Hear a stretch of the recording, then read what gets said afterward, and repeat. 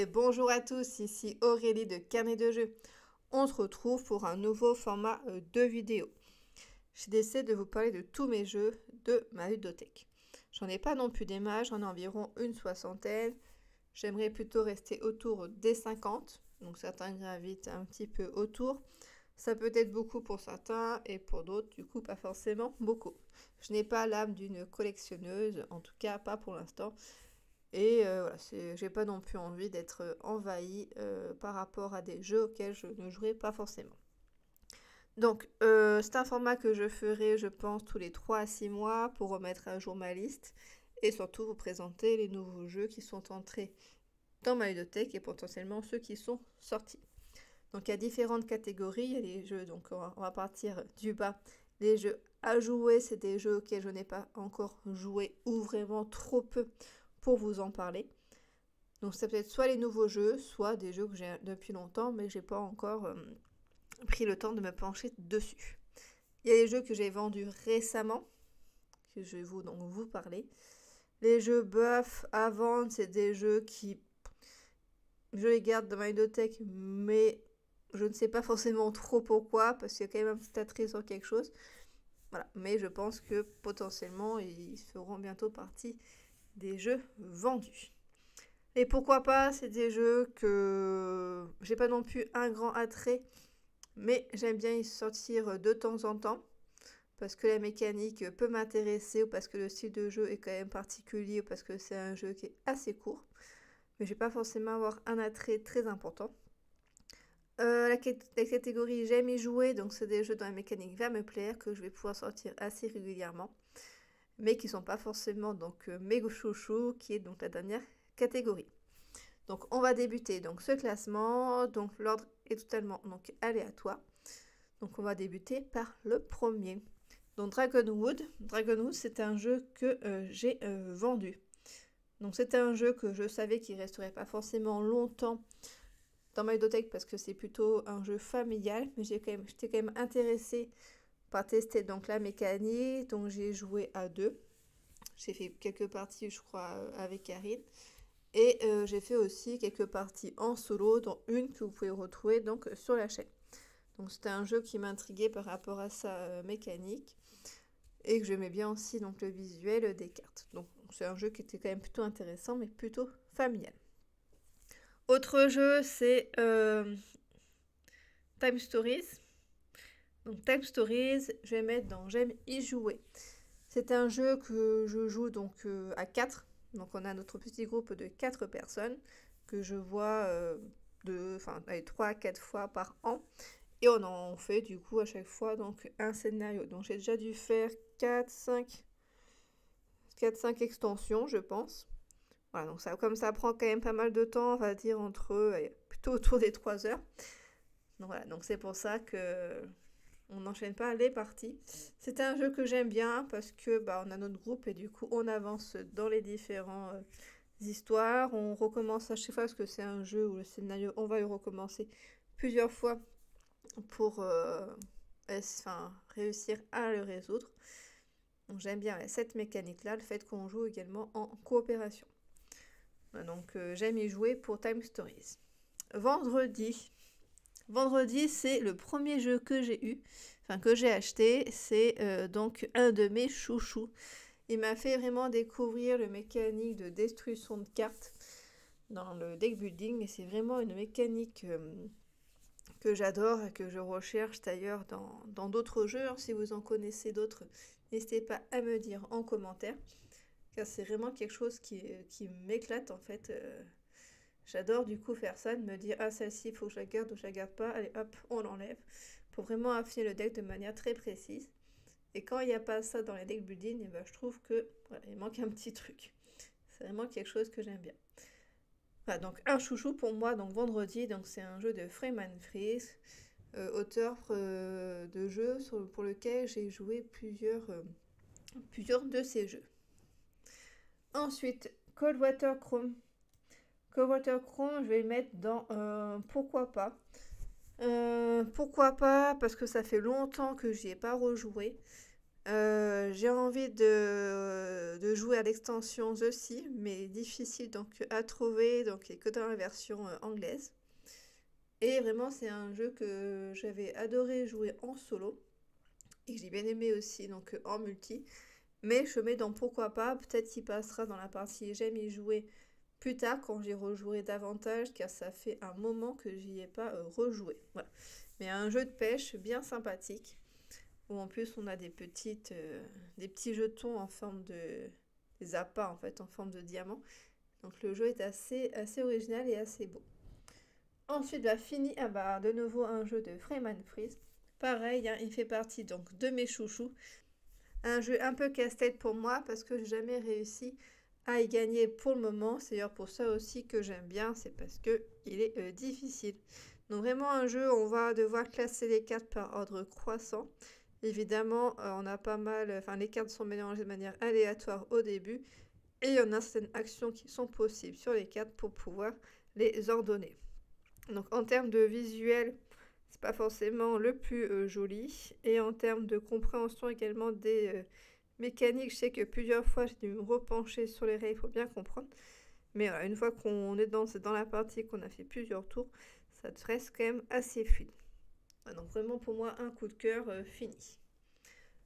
London. Alors London, c'est un jeu que Karine avait acheté à une époque et qu'elle avait revendu et qu'on n'avait pas forcément eu le temps donc d'y jouer. Et donc je l'ai acquis récemment parce qu'il me trottait un petit peu dans la tête. Pour l'instant, j'ai fait seulement donc une partie que j'ai vraiment perdu de très loin avec un score de pauvreté très important.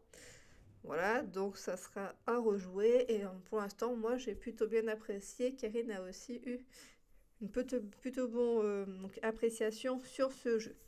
Donc je vais mettre pour l'instant dans pourquoi pas. Esquisse, alors Esquisse, on est sur un autre mode de, enfin un autre style de jeu qui est vraiment un jeu d'ambiance. C'est un jeu que je sors à chaque fois qu'il y a du monde pour démarrer un petit peu l'apéro, pour attendre entre deux parties ou pour démarrer un petit peu voilà, une session de jeu ou attendre avant donc un repas. Donc vraiment sympa, c'est le principe un petit peu de ce qu'on appelle le téléphone donc arabe où on va défaire un dessin. Enfin, on va d'abord avoir un mot inscrit sur un papier, on va devoir le représenter et on va passer ensuite le carnet donc au voisin qui va devoir écrire ce que selon lui représente du coup le dessin. Donc évidemment, les informations peuvent changer au fil des tours et ce qui rend d'ailleurs le jeu assez donc amusant. Pour moi, c'est vraiment un chouchou et c'est vraiment le jeu que je sors à chaque fois que j'ai un peu de monde à la maison et qu'on attend un petit peu avant de manger, de faire. Donc on a le temps de faire une petite partie. Apocalypse aux eaux de Carson City, donc c'est un jeu que j'ai eu assez récemment. Je vais le classer directement avec son extension qui est, je ne sais plus exactement le nom. Donc c'est l'extension Linda. Donc je présente avec l'extension parce que bah, déjà l'extension ça ajoute le mode solo et parce que bah, pour moi les deux vont vraiment ensemble et surtout que l'extension apporte vraiment un niveau de difficulté qui est très intéressant parce qu'on va devoir se battre contre les adversaires mais également bien gérer Linda qui sinon peut nous impacter de manière négative si on ne fait pas assez attention. Donc pour moi en solo il est plutôt dans buff à vendre, mais je le garde plutôt en jeu à 4 en fait. On peut même jouer à 6 je crois avec l'extension. Donc j'ai joué à 4, on a fait plusieurs parties, on a vraiment trouvé ça vraiment très sympathique. Donc pour moi il va être dans... Je vais le mettre dans mes chouchous, parce que j'ai pas beaucoup de jeux à... un petit peu d'ambiance comme ça à 4, où les règles sont simples et où on va s'empiéter les uns les autres sans non plus que ça soit après la bagarre. Voilà, donc pour celui-là, j'ai mis dans mes chouchous. Alors, l'expédition perdue, donc il va avec l'extension Fontaine de Jouvence. Alors celui-là, je suis un peu mitigée parce que j'hésitais à le vendre. Puis comme j'avais pas joué l'extension, du coup j'y ai joué. J'avais trouvé ça sympathique. Donc il y a un mode solo qui est non officiel, donc de par Solo Game. Donc je vais tester donc la campagne. Je pense que je le ferai d'ailleurs en vidéo, comme ça permettra de voir en quoi cela consiste. Et puis c'est un jeu que j'apprécie davantage de le faire en vidéo parce que je me mets un peu plus dans l'immersion du jeu en racontant un petit peu ce qui se passe. Mais voilà, je sais pas après forcément si je vais le garder, je sais pas si je vais y rejouer. Je suis un peu mitigée parce que comme beaucoup y apprécient de manière assez importante, je me dis bon peut-être que faut que je le garde. Mais bon, si je me questionne que sur moi-même, voilà, je suis pas forcément très convaincue. Donc pour l'instant, je vais le laisser dans pourquoi pas. Mais il est vraiment entre les deux, entre pourquoi pas et bœuf à vendre. Mais je vais le laisser pour l'instant dans pourquoi pas pour finir enfin rejouer avec la campagne. Et puis voir par la suite du coup si je le garde ou pas. Voilà. J'avais beaucoup apprécié au début, je pense qu'il était même dans mes chouchous au début parce que c'était un des jeux aussi que j'ai acheté au début de mon aventure sur les jeux solo. Mais là, vous voyez, il y a quelque chose qui me manque un petit peu. Un peu une perte de sens pour moi dans ce jeu. Ensuite, négociateur prise d'otage. Donc c'est un jeu que j'aimais bien. Ça fait un jeu que ça fait aussi longtemps que je n'ai pas rejoué. Il faudrait d'ailleurs que je refasse des parties dessus. Karine a là dans le même style, donc Final Girls, auquel je n'ai pas joué d'ailleurs. Donc pour moi, négociateur prise d'otage, je vais y mettre dans j'aime y jouer parce que les parties étaient vraiment sympathiques et que j'aimais vraiment bien ce principe-là, cette tension entre le fait de pas non plus être trop sur la sellette pour pour pas manquer de dés, mais en même temps, faut quand même gérer aussi donc la négociation avec le prenant d'otage. Je sais qu'il y a pas mal d'extensions aussi qui sont sorties. Donc Vague de crime qui amène, si je ne me trompe pas, une sorte de campagne. Voilà, donc il faudrait que j'y rejoue pour me mettre un peu plus dedans, mais je garde d'ailleurs un très bon souvenir. Château de Fable, donc de nouveau un jeu de Freeman Freeze. J'en ai également d'autres que j'ai revendus il y a déjà un petit moment, dont Fuit que j'avais bien aimé, j'ai d'ailleurs fait une partie en solo sur la chaîne. Voilà, mais bon, comme j'y ai terminé, vous ne voyez pas forcément trop à le garder pour y rejouer. Donc j'ai vendu, et j'ai aussi vendu ces autres extensions dans le même style. Comment ça s'appelle Il y avait Fabula Fructus, Forteresse, Fortune, et il y en avait un autre aussi avec Freya. Alors ces jeux-là, je les aime. Je trouve la mécanique très intéressante, mais je les trouve trop longs pour que c'est vraiment un intérêt pour moi. Parce que en fait on découvre progressivement, en y jouant, on découvre des nouvelles règles de jeu. Et quand on finit le jeu, en fait, on a vraiment intégré toutes les règles. En fait, il faudrait y rejouer pour vraiment que ça soit pertinent. Sauf que je trouve que c'est trop long et que ça soit, puis du coup, toute seule, ça allait parce que voilà, je jouais qu'avec moi. Donc je pouvais y rejouer en plusieurs parties de manière assez simple. Mais à plusieurs, au bout d'un moment, on n'a pas forcément envie d'y rejouer. Il faudrait vraiment que ça dure sur 30 minutes vraiment maximum pour pouvoir enchaîner des parties. Et là, chaque fois, moi, ça dépassait largement ce temps-là. Mais bon, revenons à Château de Fable. Donc, Château de Fable, pareil, j'ai fait une vidéo sur la chaîne, même plusieurs, de la campagne. Je me suis vraiment beaucoup amusée. Donc, pour moi, il pourrait rester dans J'aime y jouer. Mais comme j'ai fini la campagne, j'ai pas forcément... il y a d'autres jeux en fait qui sont intéressants, donc je vais pas donc le garder en me disant potentiellement un jour j'y rejouerai. Si vraiment je vais y jouer dans une dizaine d'années, je rachèterai le jeu. Donc c'est un jeu, je pense que vous l'avez compris, que j'ai vendu et que j'avais d'ailleurs bien hésité, que j'avais eu un petit regret au moment de la vente parce que c'était vraiment un jeu que j'avais apprécié. Donc le style de jeu, le fait qu'on améliore, qu'on débloque petit à petit aussi d'autres cartes. J'avais trouvé ça intéressant. J'ai joué aussi à 2 avec Karine. Donc à 2, c'était pas non plus la configuration, je pense, optimale. Je pense qu'il faut jouer à plus de 2 pour que ça soit vraiment pertinent. Donc en compétitif. Mais sinon, là, en solo, j'ai beaucoup apprécié. Donc n'hésitez pas à voir ma vidéo sur la chaîne. Alors, Wendeck Donjon. Alors, Bretagne Donjon, il y en a plusieurs, donc je vais les faire en même temps aussi. Donc, le fait de base. Bretagne Donjon de base, j'ai fait beaucoup de vidéos sur la chaîne. J'ai fait la campagne. C'est potentiellement un jeu que je pourrais revendre, vu que pour moi, j'ai fait voilà, la totalité. Mais, mais je garde parce qu'il y a, je crois que ça s'appelle la quête d'artefact, qui est proposée. Je crois que c'est une version non officielle du jeu qui est proposée. Donc que j'ai envie de faire. Donc voilà, je vais le garder pour l'instant. Le jeu, j'aime beaucoup. Par contre, c'est indiqué une demi-heure dessus. À chaque fois, moi, ça dure, mais beaucoup plus longtemps. Je dirais 1 heure, voire 1 heure et demie. Peut-être que c'est moi qui suis un peu lente en y jouant, je ne sais pas. Donc ça, c'est un peu dommage. Mais sinon, ouais, le jeu, j'apprécie beaucoup. Donc la version de base, je vais le mettre dans... je vais déjà faire les autres. Déjà, l'extension, je sais plus comment c'est exactement. Forêt de quelque chose. Je vais regarder ça. Forêt des ombres. Hop. Donc l'extension Forêt des ombres, j'ai pas joué avec, donc c'est pour ça que je mets dans à jouer. L'extension Abyss, profondeur abyssale, je crois.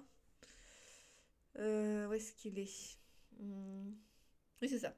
Profondeur abyssale, alors l'extension Forêt des ombres, ça amène d'autres héros, enfin d'autres héroïnes, ce sont que des femmes dans le jeu. Et ça amène également la dimension de poison dans le jeu qui n'est pas présent dans la version de base. Donc ça apporte vraiment voilà, un autre style de jeu, j'ai envie de dire. En sachant que c'est une extension qui se joue également de manière autonome. Contrairement donc à Profondeur Abyssale qui rajoute totalement, enfin c'est vraiment une extension en elle-même et qui rajoute des, je sais plus comment ça s'appelle exactement le nom, mais des créatures en fait qui vont venir nous impacter le long de la partie et qui vont donc nous bloquer des dés au fil du jeu. Donc ça rajoute voilà, une difficulté en plus que je n'ai pas trouvé forcément indispensable. Donc je pense que ça, je peux le mettre dans buff à vendre. Je pense que je vais le garder le temps que j'aurai pas joué donc la quête des artefacts et encore à voir. Voilà, je me questionne dessus. Mais je me questionne aussi en me disant que si je vends, je pense que je vendrai tout. Mais on va dire que cette extension-là, je ne l'ai pas trouvée indispensable. Et donc le jeu de base, je vais mettre dans j'aime y jouer ou pourquoi pas. Il est un peu trop long quand même, hein. Mais voilà, c'est quand même assez appréciable pour moi. Pour l'instant, je vais mettre là-dedans. En sachant que voilà, c'est une sélection que je fais actuellement et que dans quelques mois, je pense pas mal de choses pourront potentiellement changer. Alors, Freshwater Fly, donc par le même auteur que Coldwater Chrome, c'est un jeu que j'ai acquis récemment et que je n'ai pas encore joué. Donc, on va mettre dans à jouer. Donc, pareil, c'est un jeu de pêche. Kingdom Rush, pareil, je vais partir sur... j'en ai 3 en fait, hein. J'ai la version de base, j'ai l'extension DS Araignée et la dernière extension élémentaire, quelque chose comme ça. Voilà. Donc c'est un jeu que je joue pas fréquemment parce que en solo, j'apprécie pas trop quand il faut gérer plusieurs personnages. Et puis des jeux que j'ai joué à plusieurs, j'ai du mal donc après à y jouer en solo. Donc c'est un jeu que je joue donc à plusieurs, mais voilà, que j'aime bien y jouer. On est un petit groupe. Malheureusement, on n'y joue pas assez souvent. Après, est-ce que je mets dans j'aime y jouer ou pourquoi pas j'ai pas non plus le coup de cœur. Je vais mettre dans... non, je vais le laisser dans j'aime y jouer. C'est juste que la configuration fait que j'y joue pas régulièrement, mais que j'ai vraiment un grand plaisir à y faire. Donc la partie de jeu de base, j'ai fait plusieurs parties dessus. Et les extensions, j'ai dû faire une partie, je crois, pour l'instant sur celle-ci. Et l'extension DS Araignée, j'y ai pas du tout joué, donc je vais la laisser dans à jouer. Donc la nouvelle extension, j'ai fait qu'une seule partie, donc c'est pas, j'ai pas une vision globale des choses. mais ça amène des événements, je crois. Et puis, moi, j'ai surtout débloqué les plantes, en fait, qu'on positionne sur certaines cases. Et si on atterrit dessus, ça nous fait d'en faire une action supplémentaire, si je me trompe pas. Voilà, donc pas mal, enfin intéressante l'extension en plus. Seule chose que... Alors c'est un jeu qui est indépendant, hein. La dernière extension est indépendante, contrairement à ODS Araignée, qui est vraiment une extension qui nécessite le jeu de base, si je me trompe pas. Tout peut être évidemment mis ensemble. Le point négatif que je peux reprocher, même s'il y a un insert à l'intérieur, c'est que bon, c'est pas non plus forcément optimisé. Et je trouve dommage qu'il n'indique pas une présentation de l'aménagement de la boîte, parce que des fois on se demande quand même bien comment est-ce que l'on peut faire. Autre jeu, Palm Island. Palm Island plutôt. Palm Island, ça fait partie... je vais mettre dans J'aime y jouer parce que c'est pas non plus un de mes chouchous, mais c'est un jeu qui est vraiment sympathique, qui est bien conçu, qu'on peut jouer dans la main. J'ai beaucoup joué au début quand je l'ai eu. On peut débloquer donc des trophées qui ensuite sont des atouts qu'on peut avoir. Donc c'est vraiment très très bien. Il y a une nouvelle version qui est sortie, Palm Laboratory, je crois, que Karine dispose. Il n'y a pas les trophées dedans.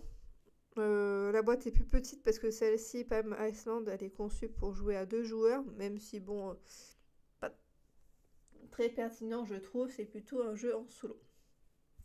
Voilà, mais du coup très sympathique ce jeu-là. Dinoblivion, donc c'est un jeu de Jean-François Gauthier, tout comme Goblivion et Gold Oblivion, qui sont présents également dans ma petite sélection.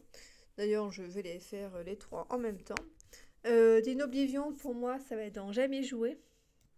J'ai adoré jouer avec la campagne, enfin plutôt les défis qui sont proposés par Solo Game, si je ne me trompe pas, qui apportent vraiment de la rejouabilité dans le jeu d'un point de vue en mode solo. Et c'est vraiment des... Enfin, ce que j'apprécie bien, c'est qu'il y a le côté narratif est vraiment intégré dans le jeu, en fait. On s'immerge bien dans l'histoire.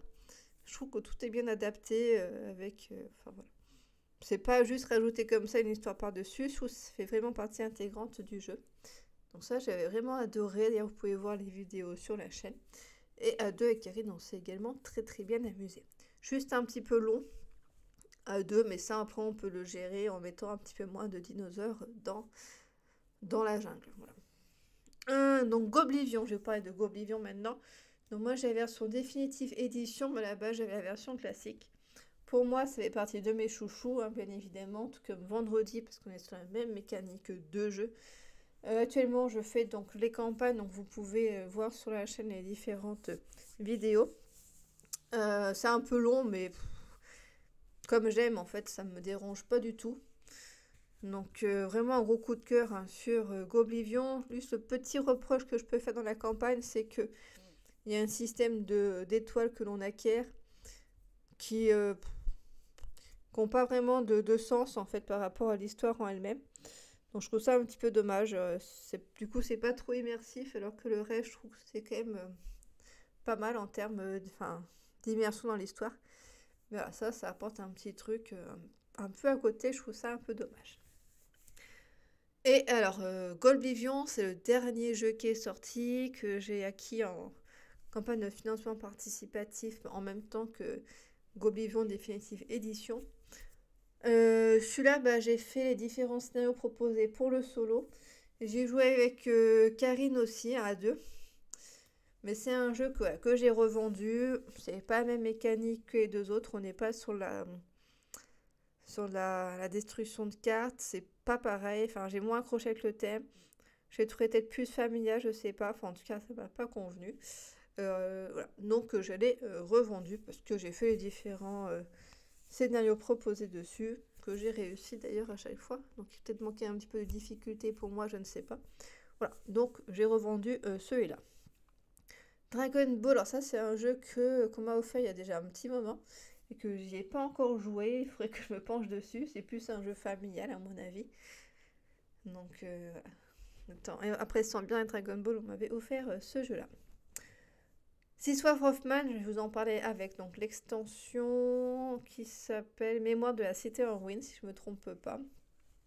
Donc pareil, ça fait partie des jeux que j'avais au début.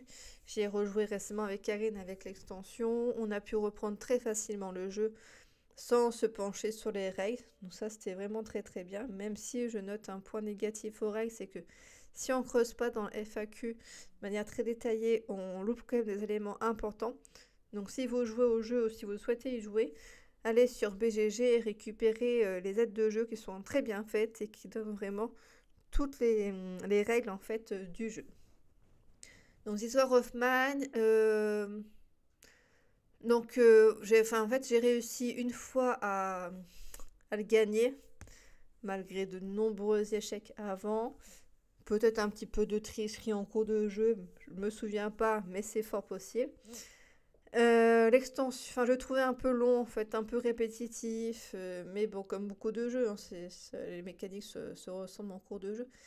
Mais là, ça m'a pas reconvaincu. L'extension est pas mal parce que ça réduit quand même le temps de jeu. Mais bon, pas plus que ça.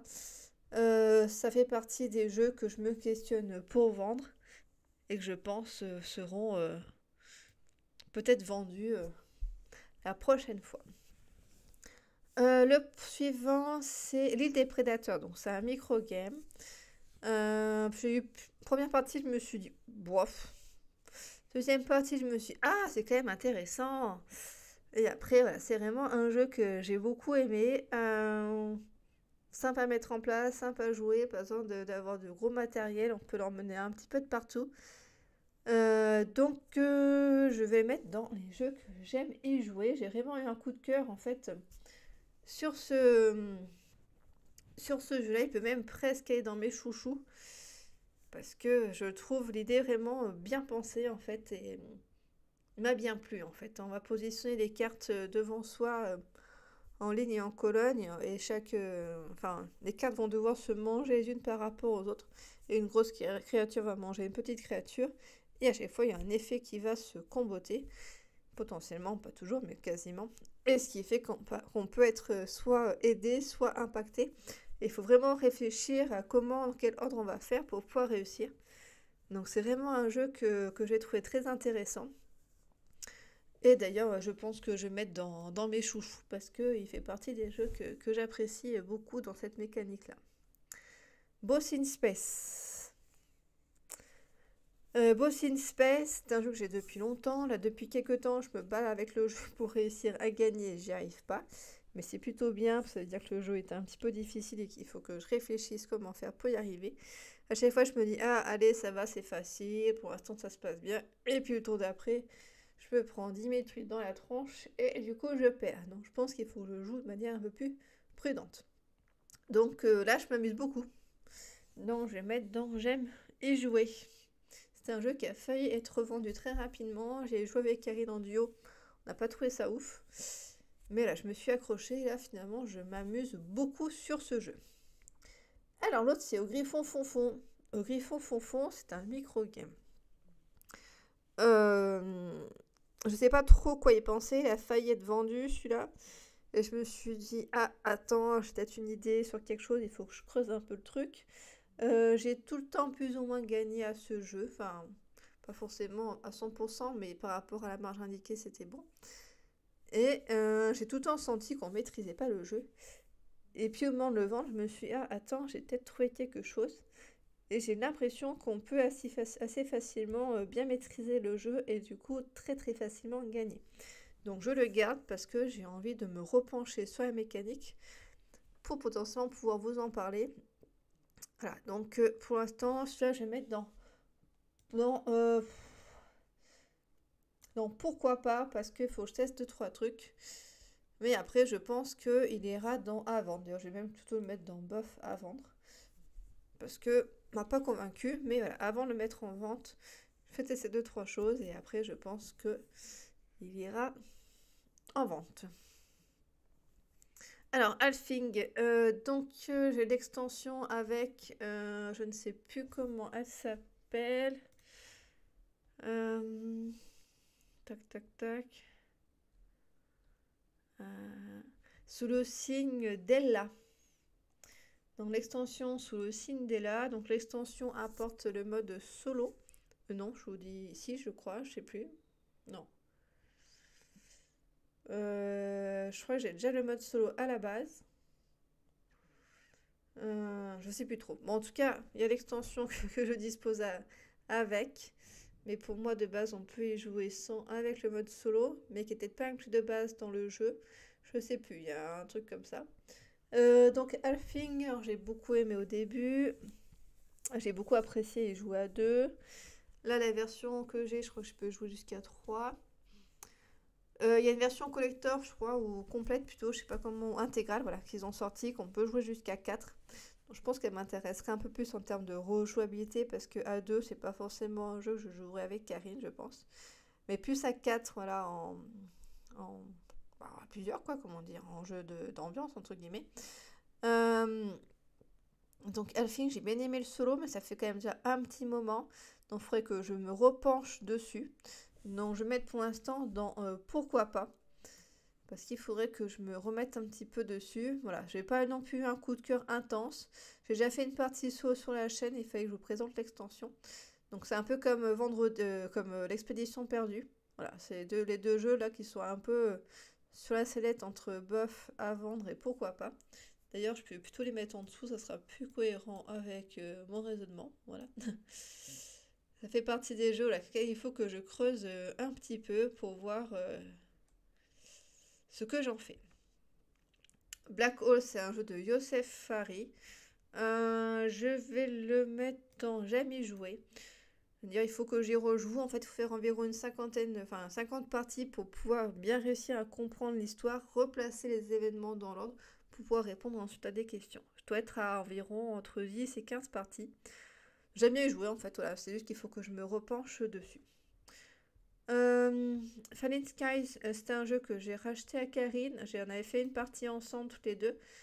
Mais je vais mettre dans un jouet parce que ça fait longtemps que je me suis pas forcément repenchée dessus et qu'à l'époque il était à Karine. Donc il faut que j'y joue. Donc c'est un jeu purement solo qui était à la base en print template qui a été édité. Welcome to the Moon, c'est un jeu qui a été vendu. J'ai fait j'ai fait j'ai fait comment dire. J'ai joué à chaque, je vais arriver, à chaque scénario, on va dire, que j'ai beaucoup apprécié. Je me suis bien amusée. J'ai trouvé ça super intéressant. Voilà, une fois que moi j'ai fait les choses, je ne retourne pas forcément dessus. Et le mode campagne m'a un petit peu déçu entre guillemets parce que je trouve que ça apporte pas grand chose. Il aurait fallu que ça soit différent et que ça soit directement dès le début avec des petits ajouts, je sais pas. Voilà. Mais moi là, ça m'a pas trop intéressé comme c'était. De devoir reprendre avec des choix en plus. Et des fois, ça change vraiment que l'objectif. J'ai pas vraiment vu d'intérêt, pas vraiment vu de campagne. Je pensais que ça serait autre chose. Donc ça, cette partie-là m'a déçu. Donc c'est pour ça que je l'ai vendu aussi. Ensuite, The Road, c'est un jeu de Youssef Fari, donc comme Black Hole. Ça fait longtemps que j'y ai pas rejoué à celui-là. Mais c'est un jeu voilà, qui m'a bien plu. Et que je vais mettre dans J'aime y jouer. Wishard Are You On, c'est un jeu de chez West Game, tout comme Bonnie and Clyde. C'est un jeu que j'ai revendu, j'avais longtemps dans ma ludothèque et j'ai rejoué avec Karine récemment, on n'a pas trop accroché. Enfin, j'ai joué plutôt avec Karine récemment, on n'a pas trop accroché.